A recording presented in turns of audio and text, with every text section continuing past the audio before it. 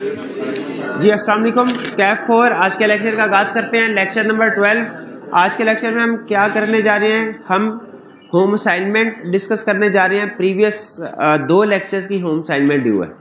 कल फ्राइडे की वजह से हमने वो थर्सडे वाली असाइनमेंट डिस्कस नहीं की थी, वो डिस्कस करेंगे। फ्राइडे वाली असाइनमेंट डिस्कस करेंगे, फिर इसके बाद नेक्स्ट कंसेप्ट की तरफ मूव करेंगे।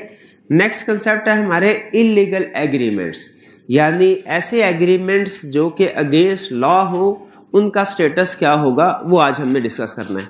लेकिन असाइनमेंट की तरफ चलने से पहले प्रीवियस लेक्चर में से कोई क्वेश्चन हो तो पूछ लें।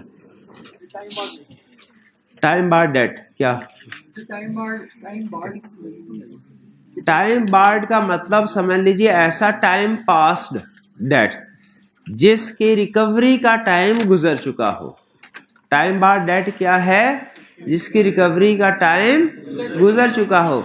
और एक डेट की रिकवरी का टाइम कितना है, ये एक लॉ में लिखा हुआ है, उसे कहते हैं law of limitation. Law of limitation में लिखा हुआ है कि कौन से वाला चीज के लिए टाइम लिमिट कितनी है। तो लॉ ऑफ लिमिटेशन क्या कहता है? डेट को रिकवर करने के लिए 3 साल का टाइम। अगर आप 3 साल में डेट को रिकवर नहीं करते तो फिर 3 साल के बाद भी रिकवर नहीं कर सकते। हाँ, अगर जिसने पैसे देने हैं वो खुद से अगर हमारे पास आके कह दे कि मैं पैसे पे करता हूं, तो इसको हम लॉ में क्या कहते हैं? एग्रीमेंट टू पे टाइम बार डेट। लॉ कहते हैं एग्रीमेंट टू पे टाइम बार डेट उस वक्त वैलिड समझा जाएगा जब कुछ कंडीशंस पूरी हो। ये कंडीशन क्या थी? 3 कंडीशंस थी। रिटन हो, साइंड हो और relate to law of limitation, यानी लॉ ऑफ लिमिटेशन जो टाइम कह रहा है वो टाइम पीरियड गुजर चुका हो। ठीक है, उसके बाद ठीक है। तो टाइम बार डेट क्या हुआ? ऐसा डेट जिसको रिकवर नहीं करवा सकते। क्यों नहीं करवा सकते? कितना टाइम गुजर गया? 3 साल। ये 3 साल कहां लिखे हुए हैं? लॉ ऑफ लिमिटेशन में। क्लियर जी? जी सर, एग्रीमेंट का तो क्या कोई टाइम होता है? हमने रीजनेबल टाइम वाला पॉइंट पढ़ा है। हाँ जी, क्या एग्रीमेंट का कोई टाइम होता है? देखिए, टाइम तो एग्रीमेंट में स्पेसिफाई कर दिया गया होता है। अगर एग्रीमेंट में टाइम स्पेसिफाई ना किया गया हो तो फिर वो रीजनेबल टाइम में परफॉर्म करना होता है। ठीक है, लेकिन रीजनेबल टाइम वो केस टू केस डिपेंड करता है। लेकिन ये वाली जो एग्जांपल है टाइम बार डेट की, ये कोई कॉन्ट्रैक्ट परफॉर्म करने की नहीं बल्कि पेमेंट करने की है। यानी एक पार्टी ने दूसरी पार्टी को गुड डिलीवर कर दी, अब दूसरी पार्टी ने पेमेंट करनी है, तो अब ये पेमेंट जिस दिन ड्यू है उसके 3 साल के अंदर अंदर रिकवरी हो जानी चाहिए। ठीक है, तो डेट की रिकवरी का टाइम पीरियड मैक्सिमम कितना है? 3 साल। ठीक है जी। Registered under the law of registration of documents. Registered एक जगह पे लिखा है registered under the law of registration of documents. तो पाकिस्तान में कुछ डॉक्यूमेंट्स जिनको रजिस्टर करवाना उनसे रिलेटेड कुछ लॉज हैं। जैसे आपको पता है लीगल डॉक्यूमेंट्स है, जैसे कोई कॉन्ट्रैक्ट करना हो तो ऐसा थोड़ी है कि कोई कॉन्ट्रैक्ट जो है वो सादा कागज पे हो जाएगा।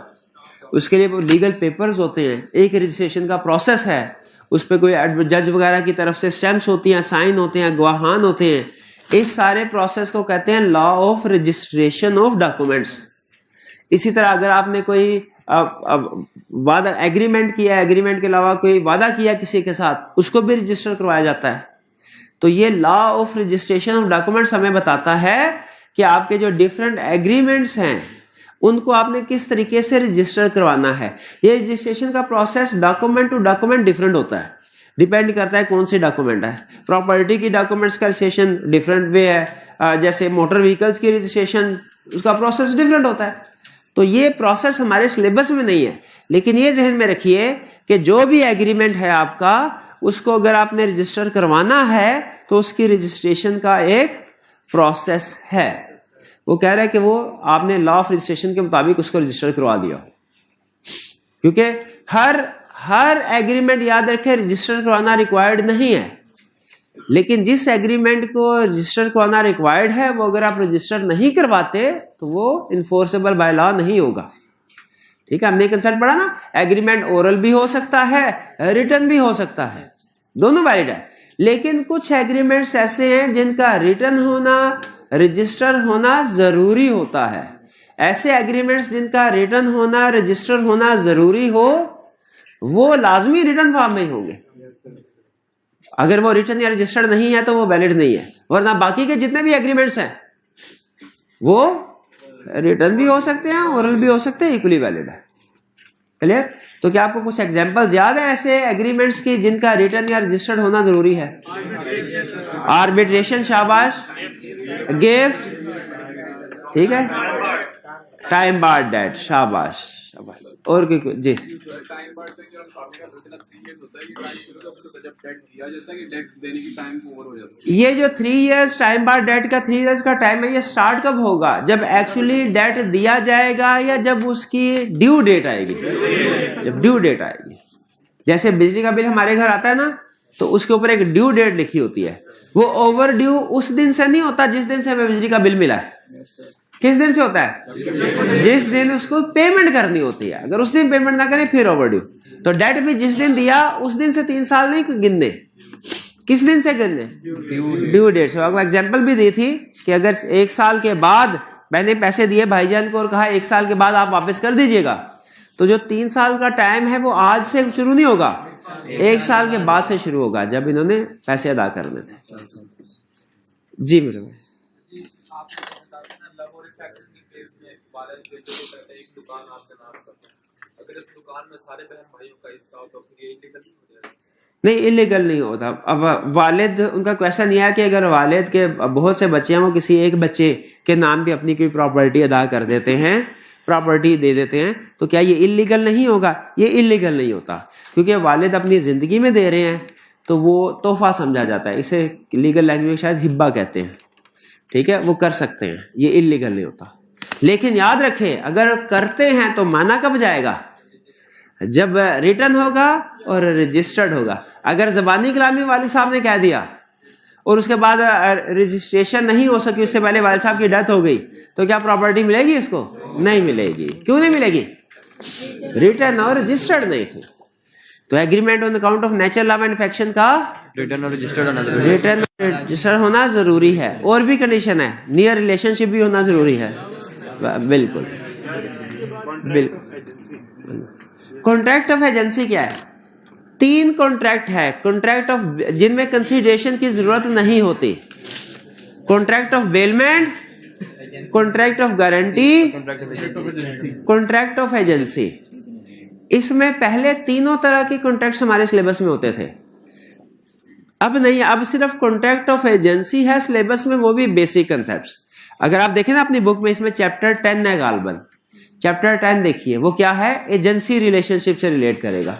एजेंट का चैप्टर 10 का क्या टाइटल है?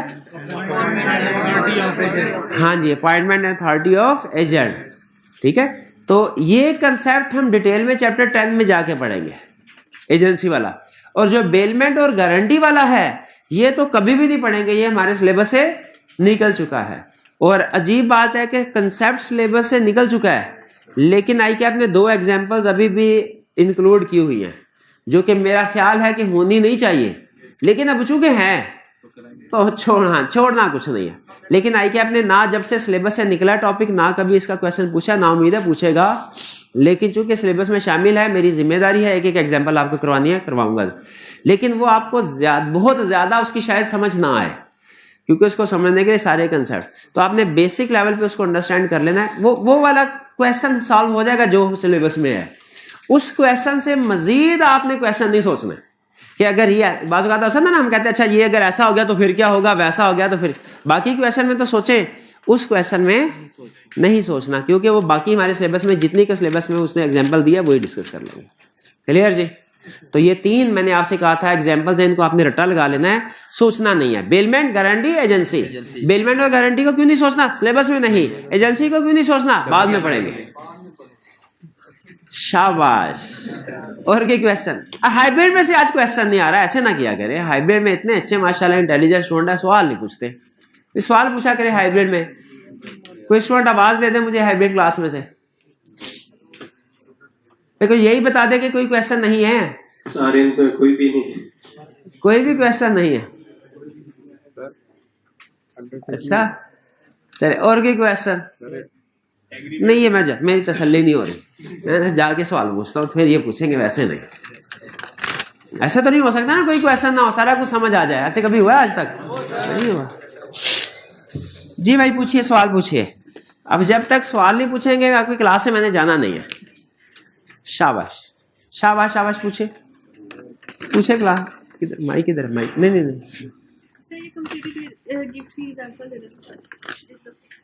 कंप्लीटेड गिफ्ट की एग्जाम्पल। अच्छा, कंप्लीटेड गिफ्ट की एग्जाम्पल है, एक है गिफ्ट का सिंपल गिफ्ट के वादा करना कि मैं आपको गिफ्ट दूंगा, इसको हम सिंपल गिफ्ट कहते हैं। एक है कंप्लीटेड गिफ्ट। कंप्लीटेड गिफ्ट वो है कि जो गिफ्ट दिया जा चुका हो। इसमें लफ्ज कंप्लीटेड को गौर करने की जरूरत है। कंप्लीटेड का मतलब है ट्रांसफर्स, जो ट्रांसफर हो चुका हो। कंप्लीटेड का मतलब ट्रांसफर। तो अगर कोई पर्सन दूसरे को कोई गिफ्ट देता है, दे चुका है, क्या इसको इन्फोर्स करवाया जा सकता है? क्या इसके बदले में पेमेंट अदा करनी है? इसका जवाब है नहीं। अगर ये एग्रीमेंट गिफ्ट दिया जा चुका है, रिटन है और रजिस्टर्ड है, तो फिर इस सूरत हाल में पेमेंट करने की जरूरत नहीं है। फॉर एग्जाम्पल, ये भाईजान इनको कहते हैं कि तुम अगर नेक्स्ट टेस्ट में जब तुम पास हो गए तो मैं तुम्हें तोहफे के तौर पे अपना मोबाइल दे दूंगा, गिफ्ट के तौर पे अपना मोबाइल दे दूंगा। या यूं कह लीजिए, ये कहते हैं कि पास ना भी हुए तो नेक्स्ट वीक में तुम्हें मैं तोहफा दूंगा मोबाइल। अब ये नेक्स्ट वीक में मोबाइल अगर नहीं देते भाई, क्या दूसरा वाला पर्सन इनसे ये गिफ्ट रिकवर करवा सकता है? नहीं करवा सकता। क्यों नहीं करवा सकता? रिटर्न नहीं हुआ था एग्रीमेंट, और अभी कंप्लीटेड भी नहीं है। हाँ, अगर कंप्लीटेड हो, ये इनको मोबाइल दे दे मोबाइल, और इन्होंने बड़ी चालाकी के साथ इनसे कहा हो कि भाई मुझे रिटर्न भी दे दो। रिटर्न क्यों कह दिया? रिटर्न और रजिस्टर्ड क्यों कह दिया? बाद में चोरी का इल्जाम ना लग जाए। तो इन्होंने रिटर्न और रजिस्टर भी करवा दी। अब ये भाई कानून जिन्होंने मोबाइल दिया था, अब ये कोर्ट पहुंच गए कि सर ये एग्रीमेंट विदाउट कंसीडरेशन है, क्योंकि इसमें मैंने तो इनको मोबाइल दिया है, इन्होंने मुझे कोई पैसा नहीं दिया, और लॉ में लिखा हुआ है कि agreement without consideration is void. तो मुझे मेरा ये एग्रीमेंट चूंकि वॉइड है तो मेरा मोबाइल मुझे वापस दिलवाए। अब वापस हो सकता है? क्यों नहीं हो सकता? कंप्लीटेड गिफ्ट है, रिटर्न भी है, रजिस्टर्ड भी है, अब वापस नहीं हो सकता। चलिए सर, जो क्या कहते हैं, बच्चा 18 ईयर से अंडर होता है, उसके नाम अगर कोई प्रॉपर्टी लगनी चाहिए तो वो नहीं लग सकती एज अ गिफ्ट के तौर पर भी? नहीं, माइनर के नाम पे प्रॉपर्टी ट्रांसफर हो सकती है सर। उसके प्रॉपर ट्रांसफर हो सकती है? बिल्कुल, मेरी अंडरस्टैंडिंग यही है। वैसे हमारे सिलेबस में ये नहीं है कि क्या माइनर के नाम पे प्रॉपर्टी ट्रांसफर हो सकती है। मेरी जो अंडरस्टैंडिंग है, माइनर के नाम पे प्रॉपर्टी ट्रांसफर हो सकती है। हाँ बिल्कुल लग सकती है। हाँ, समटाइम ऐसा होता है कोई ट्रस्टी पॉइंट कर दिया जाता है, लेकिन वो भी लाजमी नहीं होता। ट्रस्टी पॉइंट कर सकता है अगर माइनर का कोई और नहीं है वाली वारिस। यानी फर्ज कीजिए बाप है, उसका एक ही बेटा, बाप की डेथ होने वाली है, उसके नाम पे प्रॉपर्टी है, वो ट्रांसफर करवा सकता है। लेकिन बच्चे के बड़ा होने तक किसी को ट्रस्टी पॉइंट कर दिया जाता है कि तुम ट्रस्टी पॉइंट हो, तुम इस प्रॉपर्टी का ध्यान रखना, जब बच्चा 18 साल का हो जाए उसके नाम पे ट्रांसफर कर देना। उसको बहुत ज्यादा फ्रॉड हो सकता है। ट्रस्टी का आपका मतलब और क्या पूछने वाला कौन? ट्रस्टी बड़े फ्रॉड करते हैं फिर इस तरह के केसेस में। वो माइनर की प्रॉपर्टी बड़े चक्कर होते हैं, हर उस तरफ छोड़े। लेकिन माइनर के नाम पे प्रॉपर्टी ट्रांसफर, जहां तक मेरी अंडरस्टैंडिंग है, हो सकती है ना। शाबाश। चलिए जी, और कोई क्वेश्चन? अंडरटेक या लाइबिलिटी? अच्छा, उस आपको याद है वो हमने एग्जांपल पढ़ी थी सीमेंट वाले, इमाम मस्जिद वाले, ठीक है, कि एग्रीमेंट टू कंट्रीब्यूट चैरिटी देने का वादा। चैरिटी देने का अगर आप वादा करें किसी को, और चैरिटी बाद में ना दे, तो क्या आपको कानूनी तौर पे मजबूर किया जा सकता है पेमेंट करने के लिए? नहीं किया जा, लेकिन एक सिचुएशन में किया जा सकता है। हाँ जी, अगर प्रोमिजी जो था, प्रोमिजी वो आपके प्रॉमिस की बेस पे कोई लायबिलिटी इनकर कर ले, यानी कुछ चीजें खरीद ले, तो फिर सीमेंट वगैरह, तो फिर आप पेमेंट करने के पाबंद। और कितनी पेमेंट करने की? हाँ जी, जो आपने एग्री की है वो, या जो इनकर हुई है, दोनों में से लोअर जो होगी। यानी 1 लाख का वादा किया, अगर इमाम साहब 70,000 का सामान ले 70,000 देंगे, अगर वो 10 लाख का ले आते हैं तो 10 लाख थोड़े देंगे, तो 1 लाख के देंगे सिर्फ। चलिए अब चलते हैं हम क्वेश्चंस की तरफ, नेक्स्ट टॉपिक की तरफ नहीं। ये एंड वाले भाई मुझे बताइए, नजर आ रहा है आपको? एंड वाले भाई जान नजर आ रहा है? कैमरा में भी नजर आ रहा है? ठीक, फॉन्ट साइज गुड है। नहीं, फोकस से बाहर हो गया, ये ठीक है। अच्छा, इसमें मैं समटाइम कुछ क्वेश्चन में डिफरेंट एंगल से भी डिस्कशन करूंगा। आपने टेंटिव होके केस स्टडी के फैक्ट्स को देखना है, और ये जहन में रखिएगा, एग्जाम में कंसेप्ट यही होगा, केस स्टडी को थोड़ा बड़ा कर देगा, कंसेप्ट यही होगा, ठीक है? बैक एंड पे कंसेप्ट यही, इनमें से हर क्वेश्चन अपने आप में एक बड़ा कंसेप्ट है। एग्जाम में इन्हीं को टेस्ट करता है, लेकिन डिफरेंट फैक्ट्स इंक्रीज करके, ताकि लगे कि एक अच्छी केस स्टडी है। कह रहा Adil savers Lance goods from fire without being asked to do so. Can Adil demand payment for his services?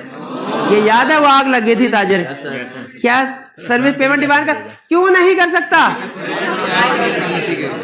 हाँ जी, वो हमने स्टडी किया है। Consideration must move at desire of promise. वो कहेगा भाई मैंने थोड़ी कहा था आग बुझाओ, तो चूंकि उसकी डिजायर नहीं थी अरसलान की डिजायर के, अरसलान के कहे बगैर आग बुझाई, तो अदील को कोई पेमेंट नहीं मिल। लेकिन मेरा दूसरा क्वेश्चन, अगर अरसलान वापस आता और आके खुश होकर कहता तुमने आग बुझाई, मैं तुम्हें 1 लाख रुपया दूंगा, आप 1 लाख रुपया देने का पाबंद है? रीजन क्यों पाबंद है? सर उसने क्या दिया? एग्रीमेंट टू पे पास वॉलंटरी सर्विस। अब ये रूल लगेगा, अब क्या रूल लगेगा? एग्रीमेंट टू पे पास वॉलंटरी सर्विस। इसमें पास वॉलंटरी सर्विस कौन सी है? आग बुझाई वॉलंटरी सर्विस थी, क्योंकि खुद से किया था उसने, तो कोई पैसे नहीं मिलेंगे। लेकिन जब आगे उसने खुश होकर कह दिया, अगर कह देता फिर पैसे मिलते।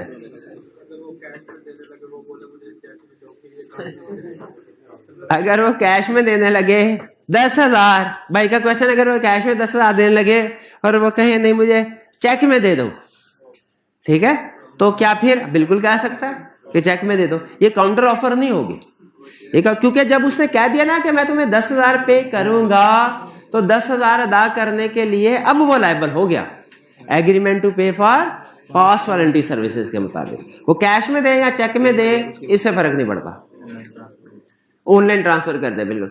14 आरिफ ट्रांसफर्ड सर्टन प्रॉपर्टी। अच्छा, इसके पीछे ना एक बड़ी दुख भरी दास्तान है, बड़ी, ये जो 14 केस स्टडी है, ये मैं आपको चले थोड़ी सी केस, ये रियल केस है, इंडिया का केस है, क्योंकि कॉन्ट्रैक्ट एक्ट जो है ना, ये कॉन्ट्रैक्ट एक्ट कौन सा? 1872। ये 1872 को इंडिया और पाकिस्तान इकट्ठे होते थे, तो दोनों में सेम है, इसलिए आप कोई भी अगर इंडियन बुक भी उठाते हैं कॉन्ट्रैक्ट एक्ट के ऊपर, तो आपको सेम कंसेप्ट मिलेंगे तकरीबन। तो हुआ कुछ यूं कि बाप वालिदैन थे, उनका एक ही बेटा था। जो बेटा था वो था थोड़ा नाफरमान, वो थोड़ा अयाश तबीयत का। बाप वालिदैन ने बड़ा समझाने की कोशिश की, उनकी कुछ नहीं सुनता था, उनकी कुछ इज्जत भी नहीं करता था। उसको पता था कि वो इंतजार कर रहा था कब वो बुढ़ा बुढ़ी मरेंगे, सारी जायदाद मेरे पास आएगी। बुढ़ा बुढ़ी जो थे वो भी थोड़े अक्लमंद थे, उन्होंने कहा अच्छा। एक दिन बाबा जी ने कहा, मैंने कहा आओ भाई, मेरे मरने के दिन तो आ गया करीब, तो मैं सारी प्रॉपर्टी जो है किसी मैं यतीम खाने को ट्रांसफर करने लगा हूँ। वो बेटे ने कहा बाबा ये क्या करने लगे हैं, मैं आपका एक इकलौता बेटा। उसने कहा नहीं इकलौते बेटे हो, लेकिन तुम्हारा ख्याल नहीं रखते। उसने कहा आज से मैंने सारी चीजें छोड़ दी, बस आपकी और वालदा साहबा की खिदमत कर रहे हैं।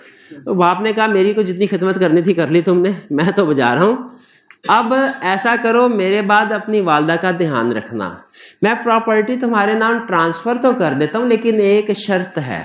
शर्त क्या है कि मेरे मरने के बाद हर महीने तुम अपनी वालदा को 1 लाख रुपया अदा करोगे, ठीक है, उसके गुजारे के लिए। बेटे ने कहा वहाँ बाप वाले साहब कोई बात नहीं, मैं आप ना भी कहते फिर भी मैं नहीं करना था, मेरी वालदा, मैं नहीं करता, और कौन करता, मैं ही करूंगा। प्रॉपर्टी ट्रांसफर हो गई बेटे के नाम पे इस कंडीशन पे। फिर उसके बाद बाप की डेथ हो गई, बेटे ने हस्बे आदत फिर वालदा को इग्नोर कर दिया। वालदा को सारी डील का पता था, तो वालदा ने कहा कि अच्छा वो जो 1 लाख रुपया पर मंथ तुमने देना था वो तो मुझे दो।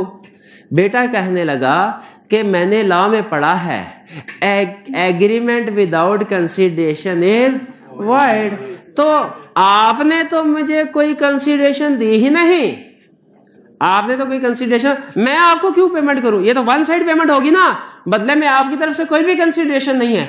Agreement without consideration is void, तो मैंने आपको कोई पैसे नहीं देने। वालदा चली गई एक वकील के पास, वकील ने कर दिया केस। अब जज ने फैसला, बताइए क्या किया होगा, क्या ये एन्युटी या जो एनुअल पेमेंट या मंथली पेमेंट है वालदा को मिली होगी कि नहीं? क्यों मिली होगी?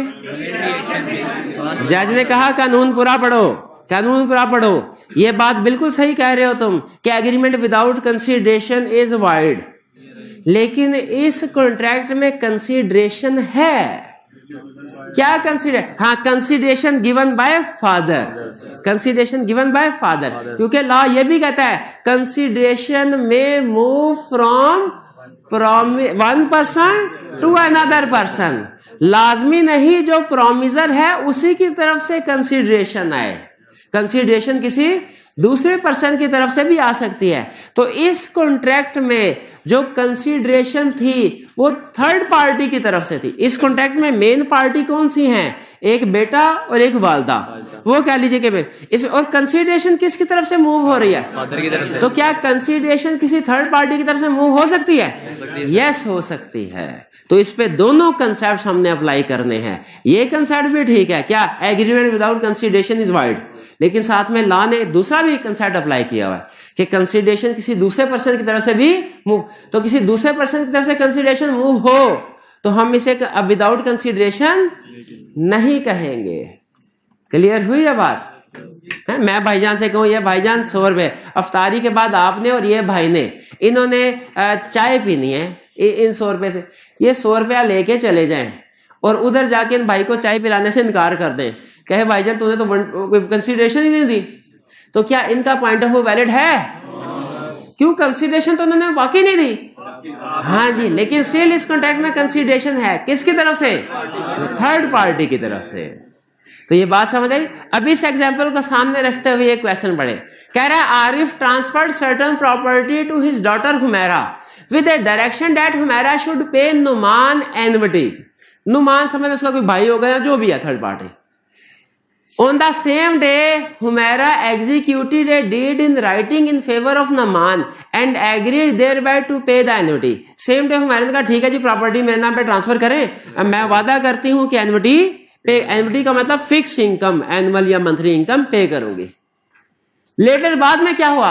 Humaira refused to pay the annuity on the plea that no consideration had moved from Numan, कि नुमान की तरफ से कोई कंसिडरेशन नहीं आई। बताइए can Numan claim annuity from Humaira? क्यों? नुमान ने तो कोई नहीं दिए पैसे, थर्ड पार्टी ने तो दिए ना। कंसिडरेशन में मूव फ्रॉम थर्ड, लिखा हुआ है, जरा पढ़ के देखे कहाँ लिखा हुआ है, ये पढ़ के सुनाए। ये किसी और हाँ जी, कंसिडरेशन में भी गिवन बाय प्रोमिसर और एनी अदर पर्सन, ठीक है? हाँ जी, इसी तरह एक और कंसेप्ट है कि कंसिडरेशन प्रोमिसर या उसकी थर्ड पार्टी की तरफ से आ सकती है और प्रोमिसी या उसकी डायरेक्शन पे किसी और को भी दी जा सकती है, ठीक है? चलिए, बहरहाल तो ये क्लियर हो गया, कंसिडरेशन है, लाजमी नहीं है कि उन पार्टीज के दरमियान में हो, थर्ड पार्टी की तरफ से भी आ सकती है। हाँ जी, आगे चलते हैं। 15 discuss type of consideration in following contracts. Akram renders some services to Wasim in month of August. Type of consideration बतानी है. In September, Wasim promises to compensate Akram amount of rupees 10,000 for the services he rendered to him. एक अगस्त में एक सितंबर, क्या है? पक्का पास consideration, क्योंकि अगस्त में हुई है. B. Waqar sell his car for rupees 1 million and deliver the car at the time of payment. Present. Akhtar promises to deliver certain goods to Shoaib after 5 days and Shoaib promises to pay after 5 days. 5 days from the date of delivery. यानी वो उसको 5 दिन बाद देगा और वो उसके भी 5 दिन बाद पेमेंट करेगा. तो ये क्या है? Future consideration. Clear? Past present future consideration समझ आ गई आपको? कल आप पूछ रहे थे, एग्जांपल से भी क्लियर हो गया. Next question 16. Adeel with his free consent. With his free, इसका मतलब है अब आपने केस स्टडी में फ्री कंसेंट को कमेंट नहीं करना, उससे क्या दिया? फ्री कंसेंट है. Agrees to sell his car worth rupees 3 million for rupees 1 million to Saima. Is this a valid contract? क्यों 3 million की चीज 1 million में दे दी? हाँ, inadequate consideration is valid consideration, तो ये वैलिड कॉन्ट्रैक्ट है. 17. Hamid was summoned to give. अच्छा मुझे ये बताइए कि अगर कहीं पे कोई वारदात हो रही हो और कोई बंदा उसको देख ले, उसका चश्मदीद गवाह, तो ये उसकी कानूनी जिम्मेदारी बनती है ना कि गवाही दे, गवाही, और सही गवाही दे. कानूनी जिम्मेदारी है कि नहीं? लीगल ड्यूटी है कि नहीं? बाउंड टू डू है कि नहीं? बिल्कुल है. अब उसने देख लिया एक बंदा चोरी कर रहा था, चोरी कर, तो इसकी जिम्मेदारी क्या है कि जाके गवाही दे. क्या गवाही दे? कि इसने चोरी की है. ठीक है. अब चोर ने भी देख लिया कि मुझे इसने देख लिया है. चोर अगर उसको ये कहता है, 2 कंसेप्ट है इसमें. पहला कंसेप्ट, चोर ये कहता है कि तुमने किसी को ये नहीं बताना चोरी मैंने की है और ये 1000 रुपया मेरी तरफ से रख लो. क्या ये कॉन्ट्रैक्ट वैलिड है? वैलिड नहीं है. वैलिड क्यों नहीं है? अनलॉफुल है. ऐसी सिचुएशन में अगर आप चश्मदीद गवाह हैं तो आपने क्या करना है भला? आपने पैसे ले लेने के नहीं? पैसे ले लेने हैं. पैसे नहीं लेंगे तो गोली मिलेगी. पैसे ले लेने हैं, लेकिन बाद में गवाही देने भी पहुंच जाना है. बाद में गवाही देने भी. चोर कहेगा मेरे पैसे तो वापस कर दो, जेल भिजवा दिया. आपने कहना क्या? वो एग्रीमेंट तो वाइड था, वो एग्रीमेंट वाइड.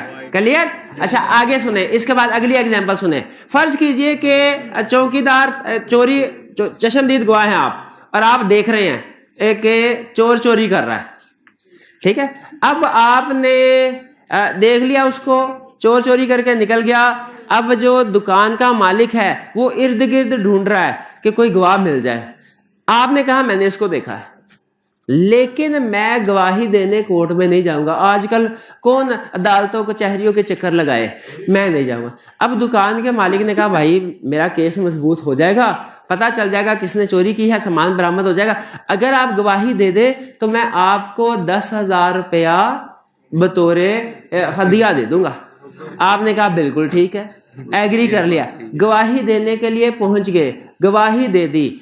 उसके बाद आपने 10,000 रुपया क्लेम किया, लेकिन दुकान के मालिक ने देने से इनकार कर दिया. क्या आप रिकवर करवा सकते हैं? क्यों नहीं रिकवर करवा सकते? Already bound to do. शाबाश. अब जरा देखते हैं वो क्या कहता है. कहता है question 17. Hamid was summoned. Summoned कहता है अदालत की तरफ से ऑर्डर आना के हाजिर हो. Hamid was summoned to give evidence in a court where Sajid was in litigation. Hamid को समन किया गया, बुलाया गया. Sajid promise to pay certain amount to Hamid for giving the evidence. Sajid ने कहा जाओ भाई एविडेंस दो, मेरी बेगुनाही साबित हो. ठीक है जी. उसके बदले में मैं तुम्हें कुछ पैसे दे दूंगा. लेटर साजिद रिफ्यूज टू पे. बाद में साजिद ने रिफ्यूज कर दिया. Can Hamid recover the amount from Sajid? क्यों नहीं रिकवर करवा सकता? Already bound. उसकी जिम्मेदारी थी कि गवाही देता. ठीक है. मजलूम के हक में और जालिम के खिलाफ गवाही देना हमारी जिम्मेदारी है।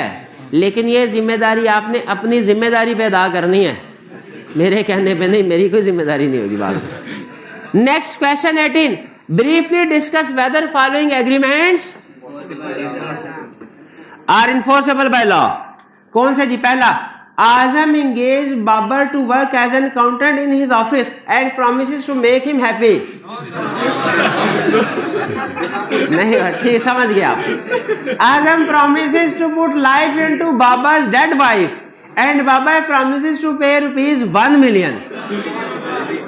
ये क्या है? ये वैलिड है कि वाइड है? वाइड है। अच्छा, अगर डेड वाइफ को जिंदा करने का एग्रीमेंट हो, वैलिड के वाइड? वाइड। और अगर जिंदा वाइफ को डेड करने का एग्रीमेंट हो, वो क्या? हाँ, वो भी वाइड है, अनलॉफुल है। क्या?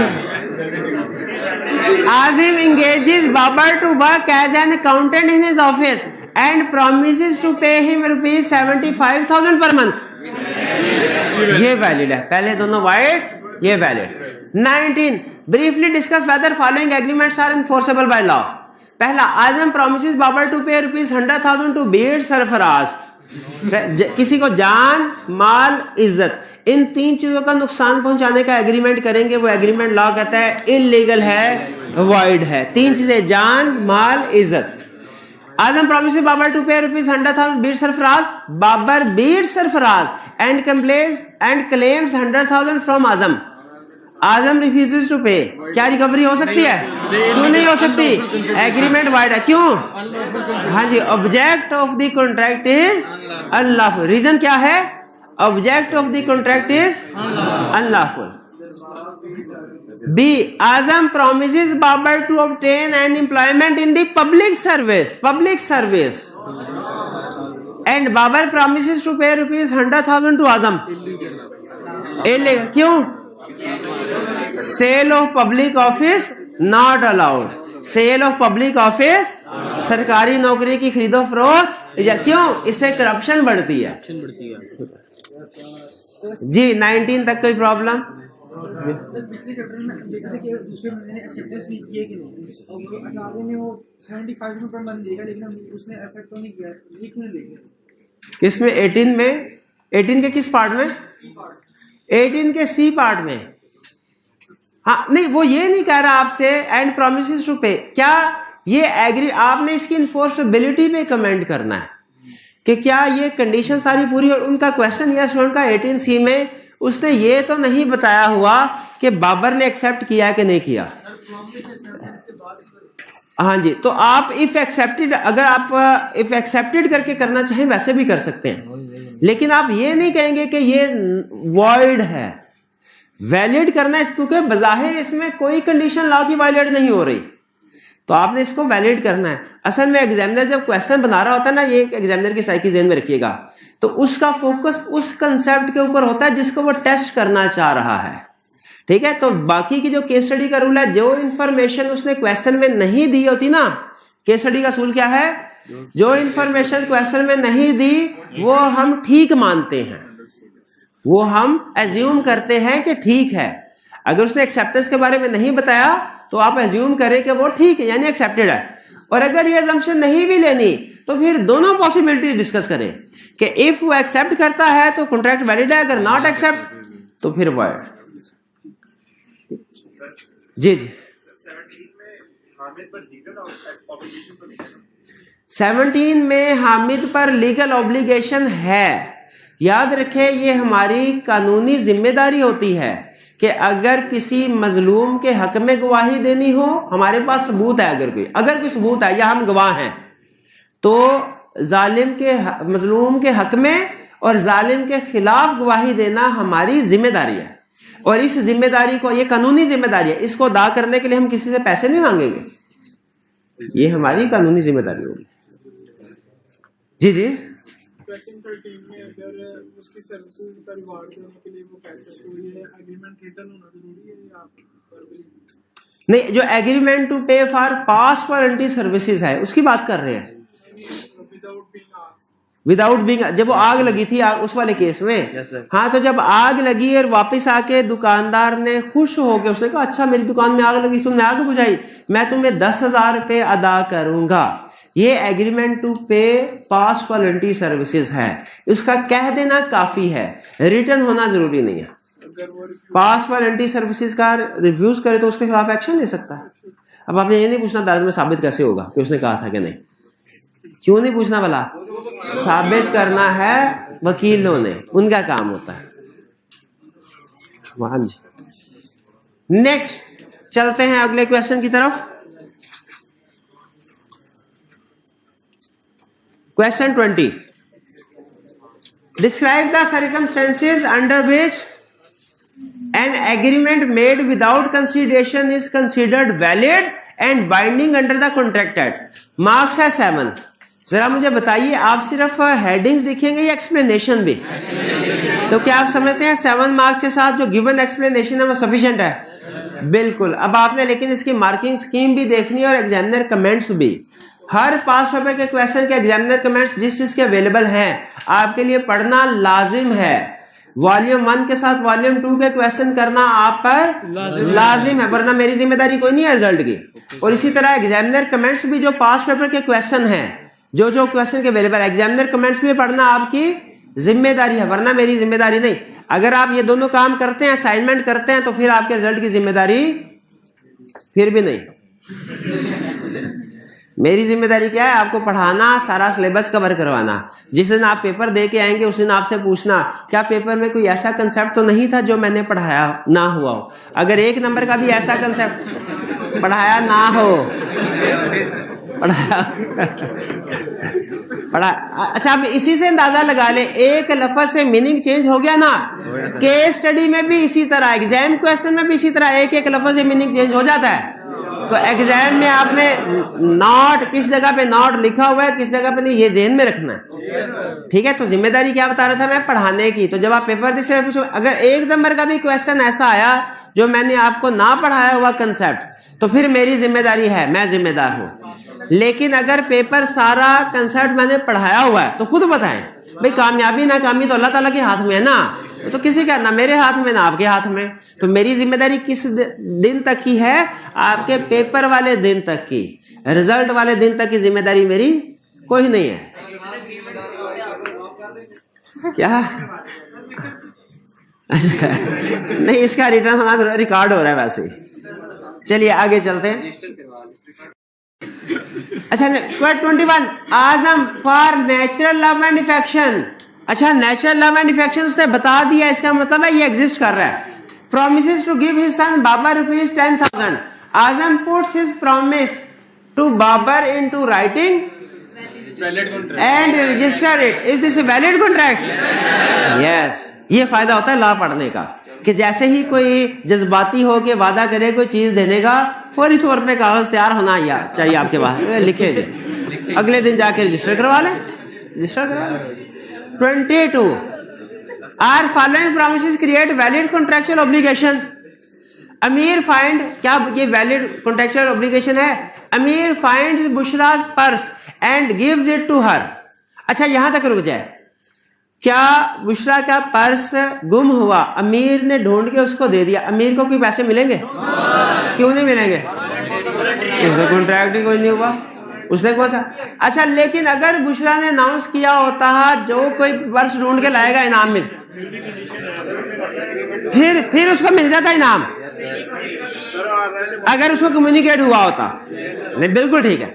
लेकिन यहाँ पे बुशरा ने कोई अनाउंसमेंट नहीं की, ये ज़हन में रखिए। यहाँ पे क्या कह रहा है? कह रहा है Amir find Bushra purse and gives it to her. फिर इसके बाद इस वक्त तक अमीर किसी इनाम का हकदार नहीं, किसी पैसे का हकदार नहीं। इसके बाद क्या है? बुशरा प्रोमिसेस टू गिव अमीर ₹5,000। अब एंटाइटल्ड है। अब ये कौन सा रूल अप्लाई होगा? पास वारंटी सर्विसेज वाला। शाबाश। अब इसका रिटर्न होना लाजमी नहीं है, उसने कह दिया वैलिड है। भाई पास वारंटी सर्विसेज वाली बात समझ आई? ये जो भाई हंस रहे हैं ना, टेस्ट में इनको कुछ समझ नहीं आना, क्योंकि टेस्ट में मैंने ये कंसेप्ट तो यही टेस्ट करूंगा, लेकिन 4-5 सेंटेंस के साथ, ये एक 2-2 सेंटेंस के साथ नहीं। उस वक्त आपने घूम जाना है, ध्यान से समझ लीजिए। और ICAP ने भी इसी तरह छोटे छोटे कंसेप्ट नहीं पूछेगा, छोटे छोटे कंसेप्ट, ये 1-2 लाइनों का कंसेप्ट यही है। क्वेश्चन बनाएगा 4-5 सेंटेंसेस वाला। ICAP का एक नंबर लेने के लिए ना मेहनत करनी पड़ती है जी। हाँ जी, इसमें बेसिकली ये वॉलंटरी सर्विस है ना, उसने अल्लाह वास्ते ढूंढ के पे कर दिया। आजम स्पोर्ट्स बाबर्स इन्फेंट सन, छोटे बच्चे को आजम ने परवरिश की, बाबर के छोटे बच्चे की। बाबर प्रॉमिसेस टू पे आजम्स expense in so doing, Babar ने वादा किया कि वो आजम को अपने छोटे बच्चे की परवरिश के पैसे अदा करेगा। क्या वैलिड कॉन्ट्रैक्ट है? मेरा ख्याल है नहीं है। उसकी रीजन सुन ले, क्योंकि कंसीडरेशन तो छोटे बच्चे को जा रही है, कंसीडरेशन बाबर, अच्छा फ्रॉम अदर पर्सन, याद आ गया, बिल्कुल ठीक है। जिन दो लोगों के दरमियान में कॉन्ट्रैक्ट हुआ है, लाजमी नहीं कंसीडरेशन उन दोनों के दरमियान में मूव हो, कंसीडरेशन थर्ड पार्टी से थर्ड पार्टी को भी मूव हो सकती है। तो यहाँ पे चूंकि वो छोटा बच्चा थर्ड पार्टी है, उसको कंसीडरेशन, तो वो वैलिड है, ये कॉन्ट्रैक्ट जो होगा वैलिड होगा। कौन सा? नहीं, ये बी वाला पास वारंटी सर्विसेज नहीं है, बी वाला, हाँ जी, हाँ वो तो सपोर्ट कर रहा है। 23 Adeel owes ₹1000 to Kashif. Owes का मतलब क्या होता है? मकरूज है। किसने देने हैं? अदील ने। किसको? But the debt has become time barred. Adeel signs a written promise, time barred हो गया, अब रिकवर नहीं हो सकता। फिर क्या हुआ? कहानी में ट्विस्ट आया। Adeel signs a written promise to pay Kashif ₹900 of this time barred debt. Is this a valid contract? Contract हो गया ना, तो बिल्कुल रिटर्न हो गया, तो ये कॉन्ट्रैक्ट वैलिड हो गया। हालांकि पहले 1000 था, अब 900 भी आ जाए तो बड़ी बात है, क्योंकि लॉ ऑफ लिमिटेशन के मुताबिक तो जो डेट टाइम बार्ड हो जाए उसका ₹1 भी रिकवर नहीं हो सकता, तो इसमें 900 भी रिकवर हो जाए तो बड़ी बात है। और क्या ये रिकवर हो सकते हैं? अब कंडीशंस क्या है? रिटर्न हो, साइंड हो और लॉ ऑफ लिमिटेशन से रिलेट करता हो। जी भाई, ये भी ठीक है। मैं इतना कर रही हूँ लेकिन मैं दूंगा 900, तो काउंटर। शाबाश। अच्छा, ये इनका ये एडवांस कंसेप्ट है, लेकिन उन्होंने क्वेश्चन पूछा तो मैं बता रहा हूँ। उन्होंने कहा सर अगर 3 साल गुजरने से पहले ही अदील ये कहता कि भाई मैं 1000 नहीं दे सकता, 800 रुपया दे सकता हूँ, और अगर काशिफ मान ले तो क्या ये वैलिड कॉन्ट्रैक्ट समझा जाएगा? यस, वैलिड समझा जाएगा, और अब 800 की रिकवरी होगी। यानी इससे सबक हमने क्या सीखा कि दो पार्टीज अगर आपस में चाहें तो कॉन्ट्रैक्ट में अल्टरेशन कर सकती हैं। इसका एक स्पेसिफिक नेम है, वो मैं आपके सामने बोलना नहीं चाहता, लेकिन वो समझ लीजिए ये एक तरह से कॉन्ट्रैक्ट में अल्टरेशन है। अगर दोनों पार्टी चाहें तो अल्टरेशन हो सकती है, लेकिन अगर अदील कहे मैं 800 दूंगा और काशिफ कहे नहीं मैं 1000 ही लेना है, फिर अल्टरेशन नहीं हो सकती। फिर अगर 3 साल से पहले का टाइम है तो 1000 रुपये ही अदा करने पड़ेंगे, और 3 साल गुजर चुके हैं तो फिर कुछ भी नहीं, फिर कुछ भी नहीं।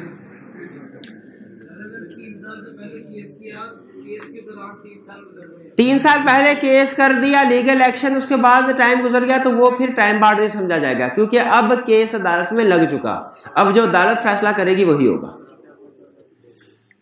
Next 24 Arif transferred some property to Haseeb by duly written and registered deed as a gift. Is this valid contract?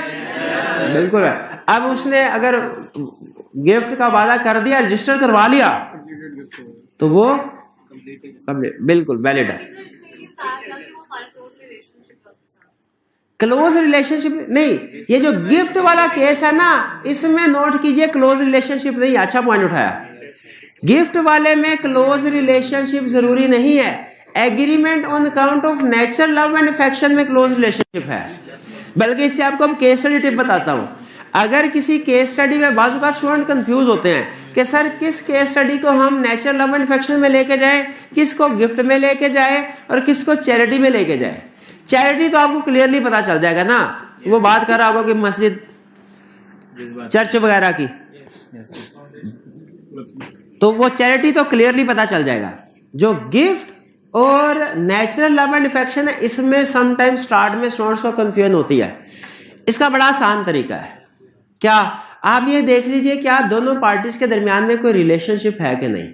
अगर दोनों पार्टीज के दरमियान में रिलेशनशिप है तो फिर आप उसे नेचुरल लव एंड अफेक्शन की तरफ लेके जाएं, और अगर दोनों पार्टीज के दरमियान में रिलेशनशिप नहीं है तो फिर आप उसे गिफ्ट की तरफ लेके जाएंगे।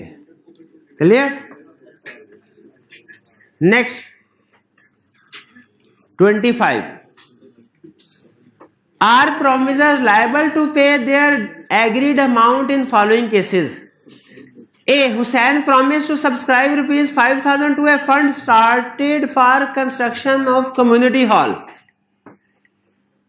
A contractor was entrusted with the construction which is now in progress. अब ये देखिए कम्युनिटी हॉल है, ये सोशल वर्क के लिए, ठीक है, ये कंट्रीब्यूशन टू चैरिटी। क्या लायबल है पे करने के लिए? जितनी अमाउंट इनकर हो चुकी है उसके लिए लायबल है। अगर कोई लायबिलिटी इनकर हो चुकी है तो वो लायबल है अप टू 5,000 कंट्रीब्यूट करने के लिए। सर इसमें आपने सर एक रूल बताया था सर कि लायबिलिटी इनकर्ड बिल्कुल एग्रीड अमाउंट है उन दोनों में से, बिल्कुल वही मैं बता रहा हूँ कि जितना लायबिलिटी इनकर हुई है वो लायबिलिटी हुसैन अदा करने के लिए लायबल है, लेकिन अप टू 5,000 से ज्यादा लायबिलिटी इनकर होती है तो वो पाबंद नहीं अदा करने के लिए। B. Zahra promised to subscribe rupees 5,000 to a fund started for rebuilding a mosque, but no steps had been taken to carry out the repairs. Liable नहीं, लायबल क्यों लायबल नहीं है? क्योंकि लायबिलिटी को इनकर नहीं हुई। नेक्स्ट 26, सर ये नहीं दिए सिर्फ 25 तक दिए। 25 तक दिए थे, ये 3 नहीं दिए सर। चले ये 3 फिर आपकी होम असाइनमेंट है, ठीक है, होम असाइनमेंट आज वाली के साथ ऐड कर इसमें आज वाली के साथ टाइम क्या हुआ?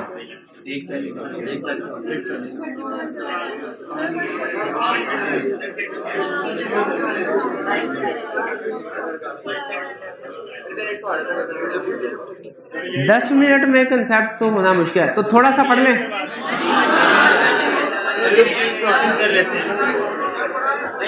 अच्छा चले ऐसा करते हैं कि आज लेक्चर थोड़ा जल्दी खत्म कर लेते हैं ताकि आप टेस्ट की तैयारी करें। आपको टेस्ट का सिलेबस मिल चुका है ना? हाँ शाबाश, आपने उस टेस्ट की तैयारी करनी है और उसके लिए ध्यान में रखिए आज की आपकी होम असाइनमेंट में क्वेश्चन 26, 7, 8 है। लर्निंग ऑब्जेक्टिव 5 का क्वेश्चन शामिल नहीं है। कौन से हैं? 26 ये 26, 7, 8 ये 3 क्वेश्चन और एक अहम चीज सुनिए, नोट कीजिए जो आपने अभी तक नोट ही नहीं की। शाबाश, ये तीनों के तीनों क्वेश्चंस आई कैप में आए, इसका मतलब है ये टॉपिक आई कैप का फेवरेट है, तो ये आपने लाजमी रिटन फॉर्म में अटेम्प्ट करना है। क्लियर जी?